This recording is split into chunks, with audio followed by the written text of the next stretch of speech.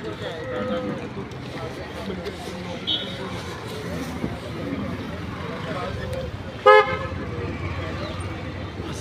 আহিলোঁ। হেল্ল' বন্ধুসকল, মই আজি আহিছোঁ শিলিগুৰি যাবৰ কাৰণে। Guwahati railway station. Guwahati railway station পালোঁ। পাই মই এতিয়া আপোনালোকক দেখুৱাই আছোঁ মই মোৰ জাৰ্ণিটো কেনেকুৱা হয় আজি।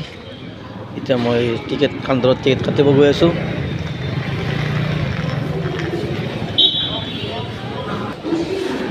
এই ষ্টেচনত আহি এটা বস্তু দেখা পালোঁ, আপোনালোকে চাগে সকলোৱে দেখিছে এই ষ্টেচনটো কি সুন্দৰ ষ্টেচন, কি চাফ চিকুণতা।